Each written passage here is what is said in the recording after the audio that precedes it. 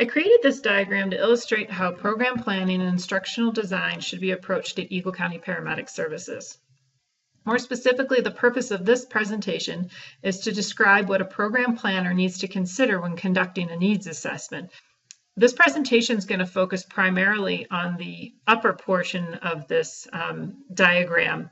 The lower portion is referring to the instructional design process, which I'll explain in a different part of my website. So I'm going to go ahead and zoom in on the upper portion of this diagram. Our training at Eagle County Paramedic Services can be broken down into various programs.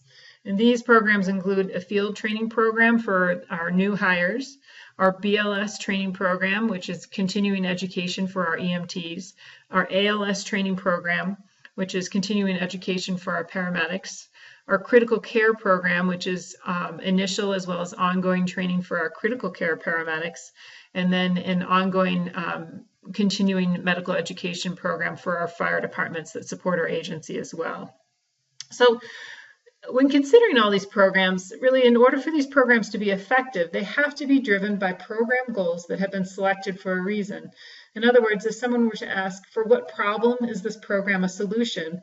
Or what is it that you hope to achieve by doing this program? What is it that you hope to make better by doing this program?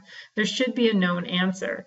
And in order for a program planner to be able to answer those questions, they have to conduct a needs assessment. Conducting a needs assessment means going through an organized process that's going to create basically an inventory of all the training needs behind each one of these programs. And once that inventory has been created, from there the program planner can prioritize those learning needs. Once those needs have been identified, they can then be translated into program goals. Then the program goals are taken into an instructional design process. But let's first back up and look at this upper portion of this program. And this whole thing up here, all these inputs at Eagle County Paramedic Services can be considered as inputs into the needs assessment process.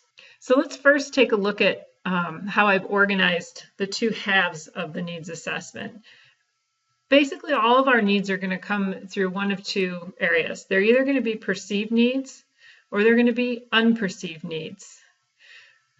Perceived needs, generally speaking at our agency, the most common sources that we're going to go to for perceived needs are going to be the field staff. So I'm going to take the example of our ALS training program. So a continuing, ongoing, continuing medical education program for our practicing paramedics.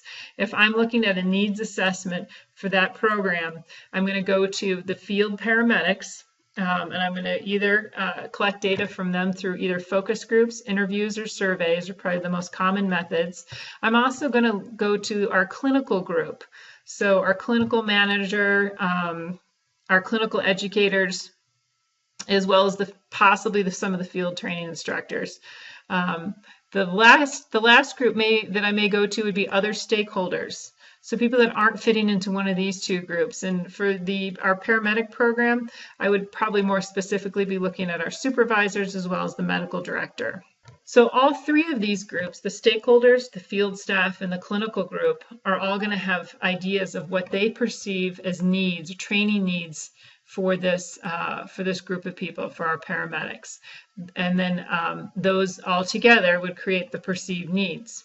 On the other half of this diagram, we have unperceived needs. So unperceived needs encompass basically three different inputs. One is going to be regulatory agencies.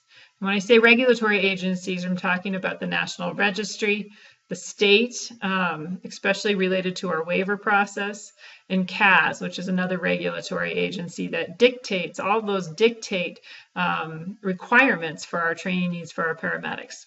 Another area of unperceived needs is agency change. And when I refer to agency change, I'm talking about new equipment, new protocols, things that they don't fit into perceived needs because our paramedics or medical director. They're not coming and saying, geez, I feel like your paramedics need to know more about whatever it may be. Instead, it's an agency change. So a new protocol may be rolled out for cricothyrotomies, that we're no longer going to be using Pertrix. We're going to do a surgical process.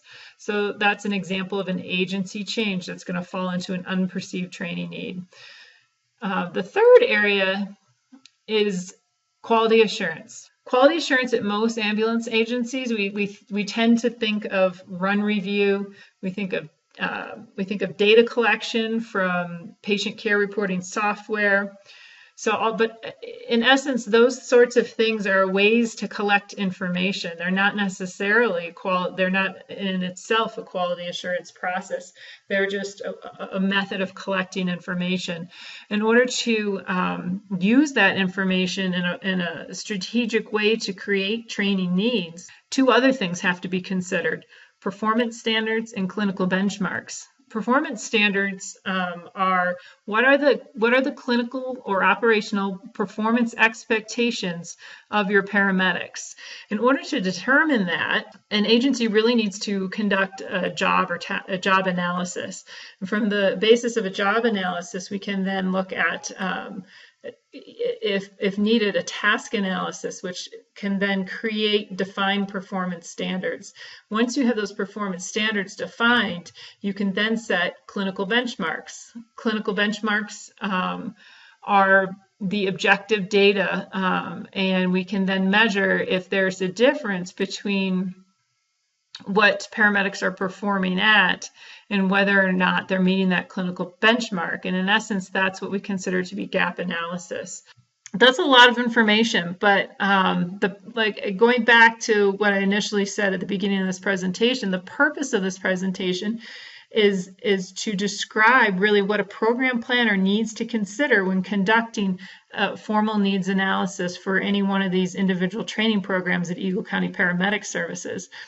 And each time we think about a training program, we need to consider all of these inputs in order to create that prioritization of our learning needs, and selecting the needs that have the most purpose, so that we can then push those into an instructional design process, which I have at the lower portion of this slide. So if you have any questions at all on needs assessment, please feel free to contact me. My contact information is on the homepage of my website. Thank you.